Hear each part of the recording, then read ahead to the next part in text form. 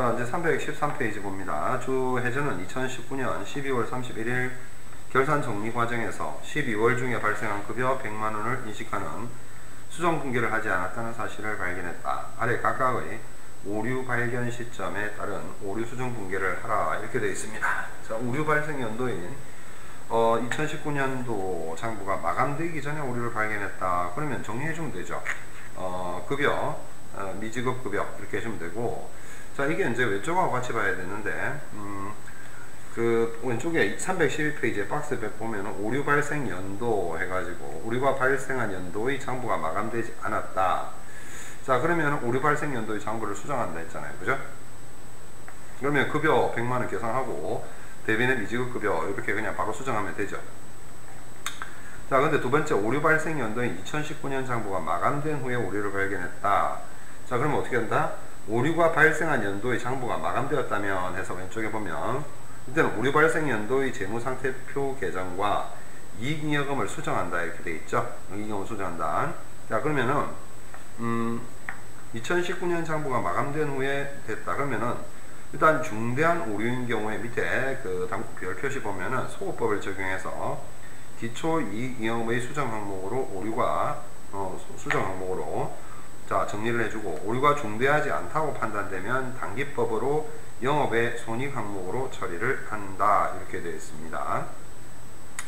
자, 이렇게 됐을 때 뭐 급여가 지금 100만원이 뭐 아주 그 큰 부분이 아니기 때문에 어떻게 한다? 전기오류 수정 손실로 처리를 하고 미지급 급여를 다음에 대변에 미지급 급여를 잡아주면 된다. 자, 그 다음에 세 번째 오류 상세 연도인 2020년 이제 2020년 장부가 마감되기 전에 오류를 발견했다. 오류가 상쇄되는 연도의 장부가 마감되지 않았다면 오류 상쇄 연도의 손익계정과 이익잉여금을 수정하는 분기를 한다. 자, 그래서 이때는 손익계정과 뭐를?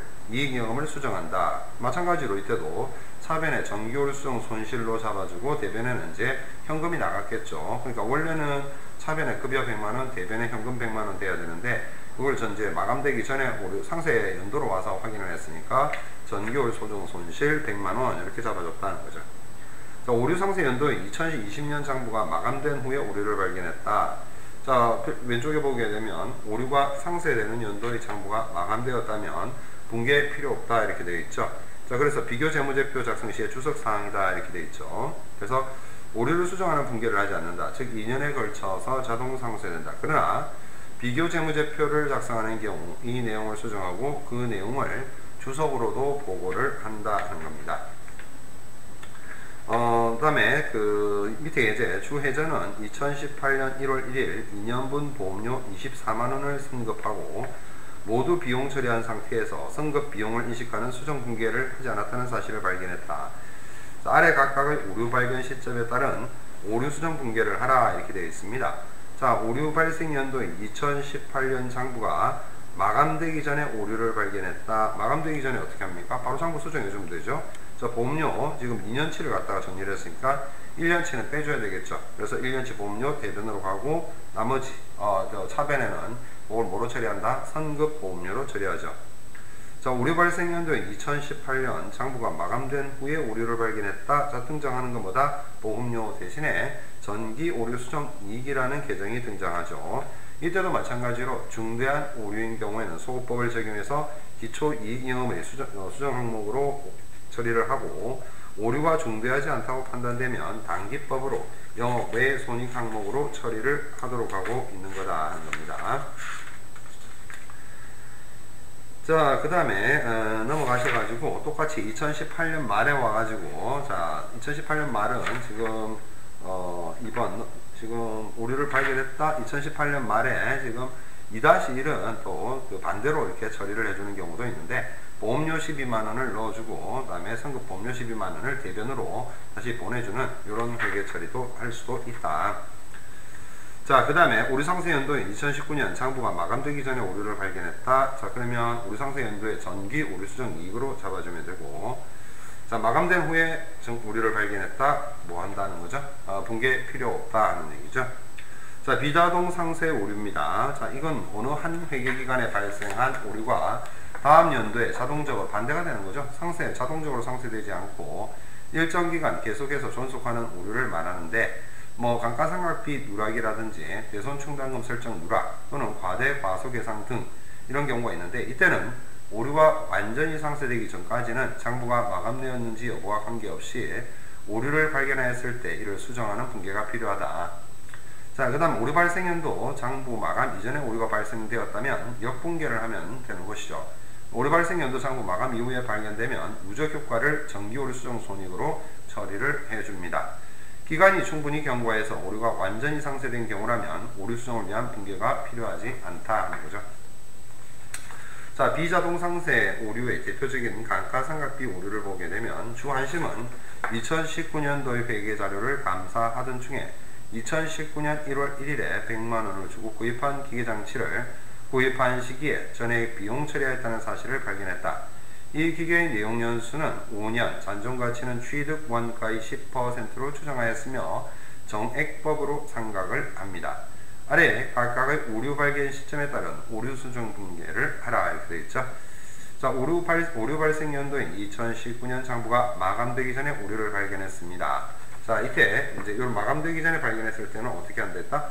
역분개를 하면 된다 했죠. 위에서 오류가 마감되었는지 여부와 관계없이 수정하는데, 오류 발생 연도 장부 마감 이전에 오류가 발견되면 역분개를 해주면 된다. 자, 그래서 역분개를 했을 때 지금 100만원을 주고 기계장치를 구입한 시기에 전액 비용 처리했다. 기계장치 살려주면 되죠.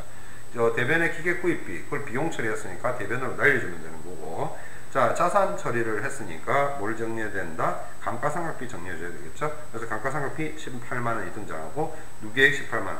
그러니까 첫째 줄에 등장한 것은 구입 비용으로 비용 처리한 걸 갖다가 역분개를 통해서 자산을 살려주는 것이고, 두 번째 줄에서는 자산이 새로 등장했으니까 거기에 대한 감가상각비를 계상을 해주는 거다 하는 겁니다.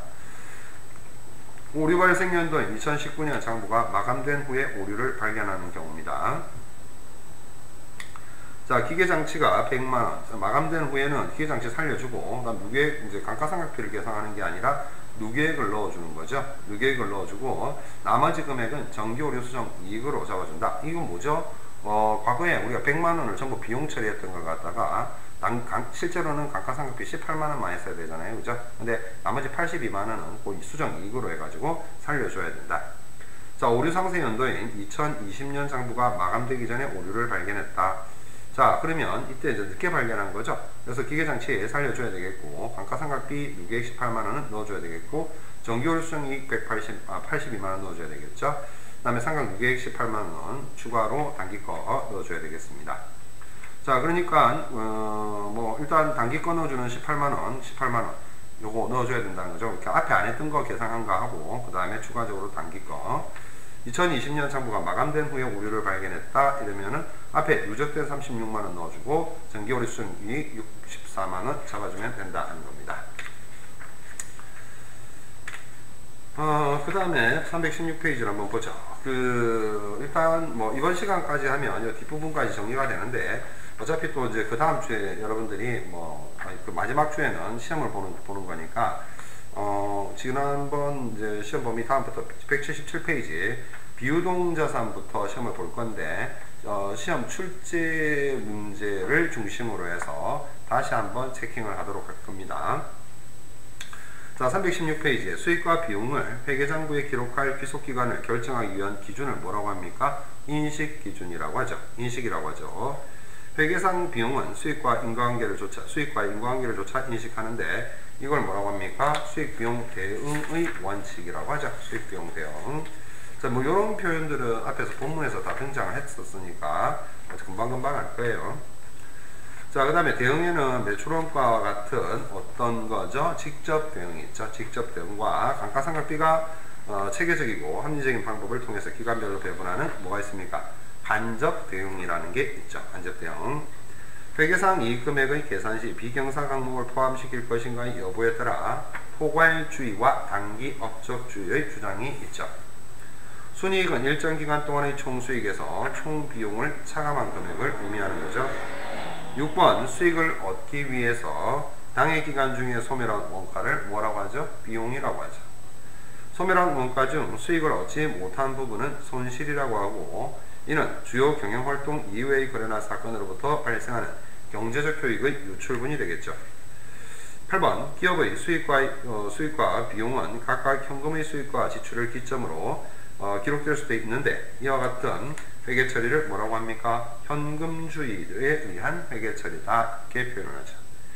9번 전기의 중대한 오류에 따른 정기 오류 수정 이익은 정기 2월 이익잉여에 수정 반영해야 한다. 10번 회계 변경이 일어난 기간과 그 이후부터 새로운 회계 기준 처리 방법이 적용되는 것으로 하는 방법을 뭐라고 한다? 전진법이라고 하죠. 그 이후부터 처음부터 시작하는 거죠. 앞으로. 자, 기업 회계 기준상 오른쪽 수익의 인식 기준으로 인정하고 있는 것은 자, 뭐 완성 기준, 뭐 현금 입금 기준, 자연 증가 기준 이렇게 나와 있는데 일단 뭐 진행 기준이 인정이 되는 거죠.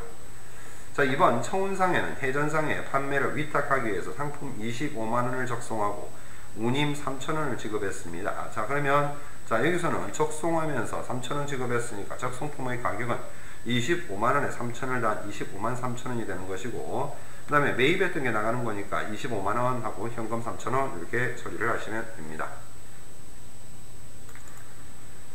자, 그 다음에 3번 홍성상에는 서울상해로부터 판매 위탁을 받은 상품 20만원을 인수하고 인수운임 3,000원을 지급했다. 자, 홍성상해는 서울상해로부터 판매 위탁을 받은 상품 20만원을 인수했다. 자, 그리고 인수운임 3,000원을 지급했다. 자, 여기서는 위탁받은 상품에 대해서는 문제가 없죠. 우리 현금 3,000원 지급하고 수탁 판매로 해서 3,000원 올리면 되는 거예요. 4번 원가 50만원의 상품을 할부 가격 70만원, 현금 판매 가격 65만원에 10개월 할부로 판매한 후 2회분 회수한 후에 결산이 도래되었다. 기업 회계 기준에 의한 경우 단기의 수익으로 인식할 매출액은 자, 일단 뭐 단기의 수익으로 인식한 매출액은 판매 기준이니까 70만원 4번으로 잡아줘야 되겠죠. 자, 5번 중소기업인 해전상에는 원가 500만원의 상품을 할부 가격 700만원, 현금 판매 가격 600만원에 10년 할부로 판매한 후 1회분 회수 결산일이 도래했다. 단기의 수익으로 인식할 매출액은 자 10년 할부로 판매한 후 이렇게 됐었죠. 지금 4번 같은 경우는 10개월 할부니까 단기죠, 단기. 단기가 되는 거죠. 단기가 되고 여기서는 지금 10년 할부니까 1회분 회수 후에 결산일이 도래했다. 그러면은 얼마로 인식해야 돼요? 1년에 한 번씩이니까 700만원을 지금 10년에 걸치니까 70만원이죠. 1년이니까 3번 되겠죠. 자, 경기상해로부터 상품 500만원을 외상으로 매입하고 화물상환증을 받았으니 상품은 이번 달 말에 도착할 예정인 경우에 올바른 분계는 자, 화물상환증은 받았으나 아직 도착하지 않았죠. 자, 그럼 미착 상품으로 분류를 하면 되겠죠. 미착 상품 500, 매입 채무 500 이렇게 분류하시면 됩니다. 7번 다음 매출 수익의 인식 기준 중 가장 보수적인 것. 자, 가장 보수적이라는 표현은 무슨 말이에요? 일단 어떤 뭐 발생할 때 수익을 인식하는 게 아니라 사실상 그 어떤 매출 채권이 회수될 때 인식한다는 얘기죠. 그래서 회수 기준이 가장 보수적인 것이다. 8번 청운건설은 45만원의 건설공사 계약을 체결했다. 이 공사는 2017년에 시작하여 2019년도 중에 완성하였다. 이 공사와 관련한 원가 자료는 다음과 같다. 해서 이때 진행 기준에 의해서 회계 처리를 한다면 2017년에 인식해야 할 이익은 얼마냐?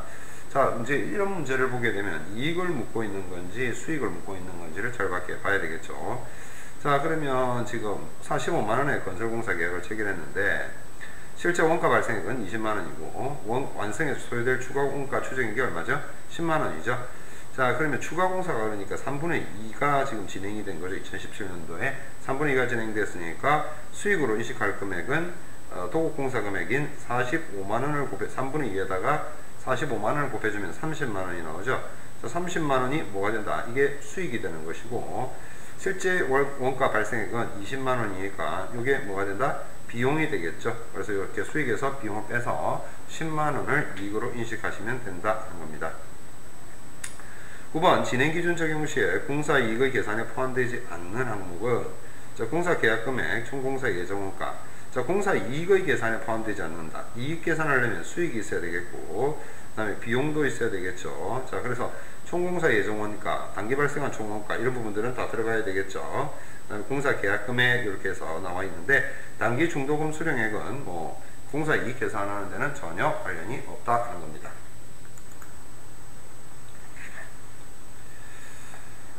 자, 그 다음에 10번 문제. 토목공사의 진행 중 공사 전체에 대한 예상 손실은 언제 인식하냐?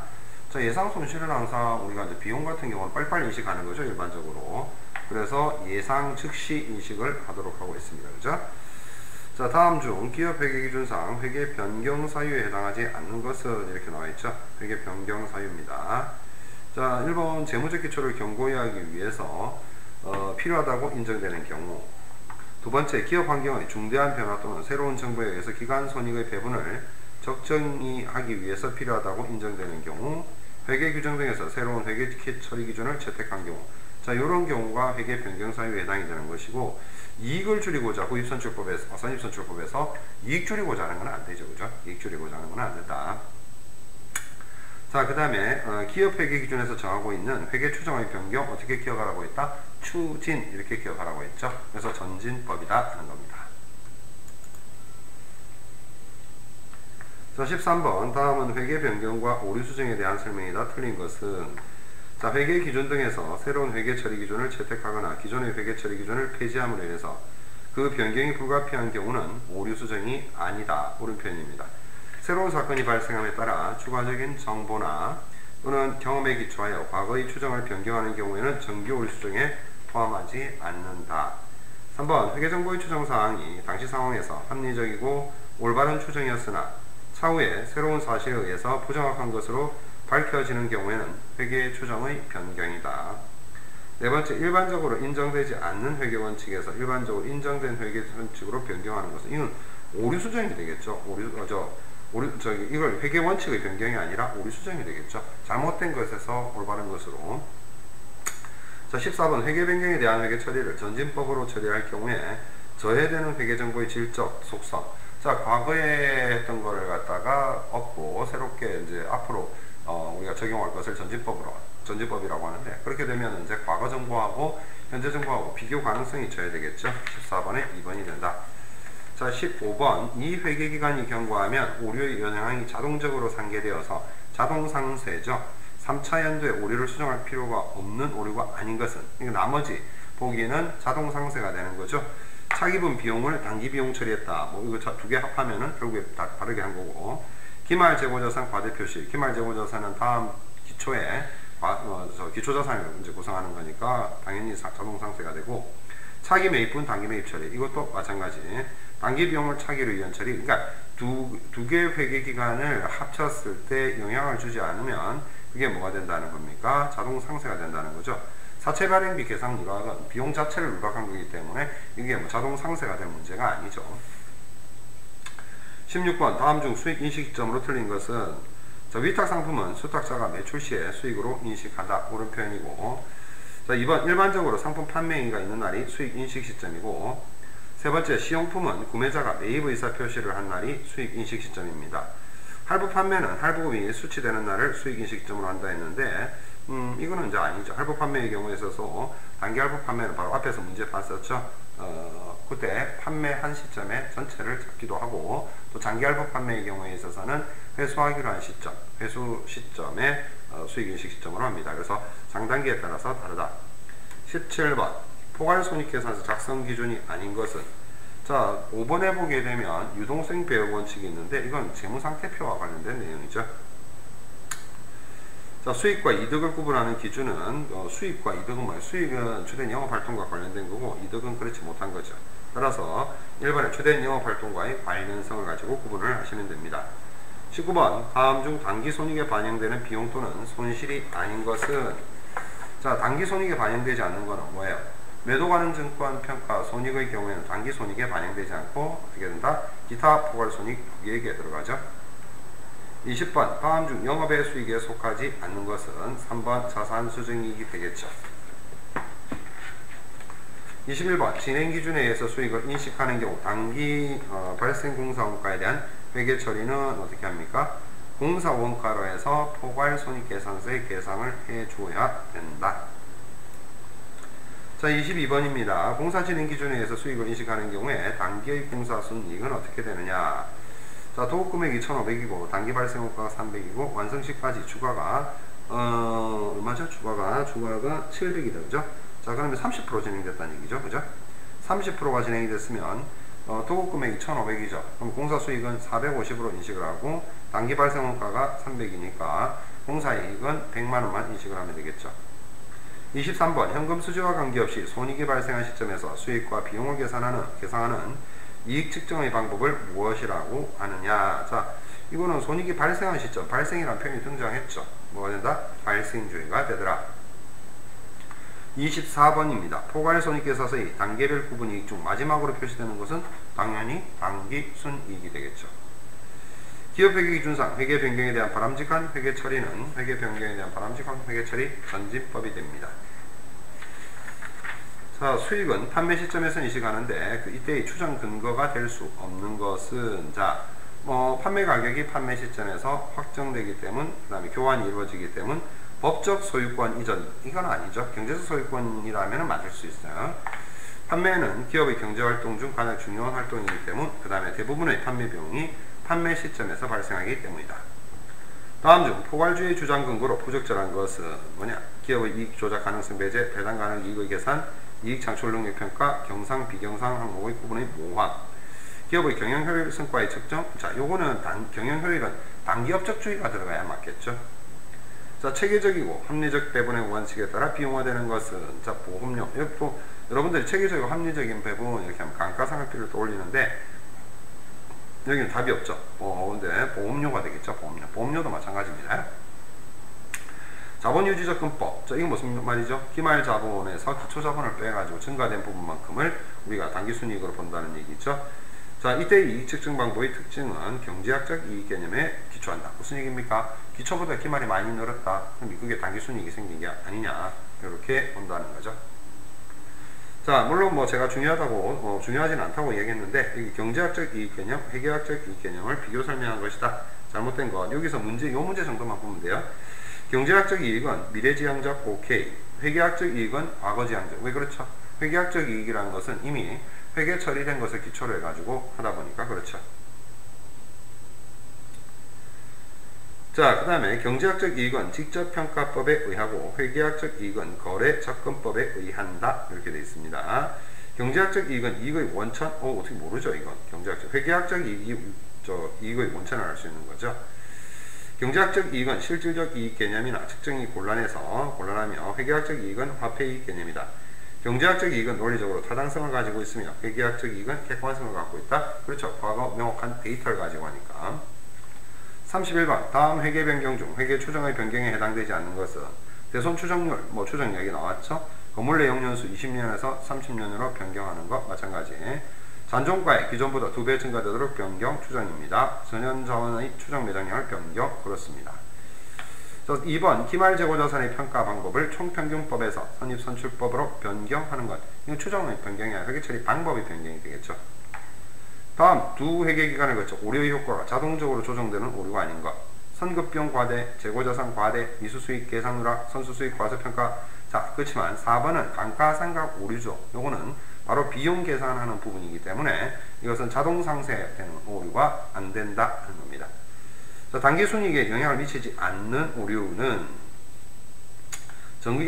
영향을 미치지 않는 오류라고 했죠. 단기순이익에 영향을 미치는 오류는 나머지라는 얘기인데 결국에 나머지 4개는 뭐죠? 자동 상쇄 오류에 해당이 된다는 얘기인가요? 자, 이거는 자동 상쇄, 비자동 상쇄를 고려할 필요는 없고 선급 비용 계산 누락했다. 단기순이익에 영향을 미치죠. 비용과 관련돼서 감가상각비 과대 계산, 미수수익 누락, 희말재고자산 과대, 희말재고자산 과대평가하게 되면 매출원가, 즉 비용의 과세평가가 되겠죠.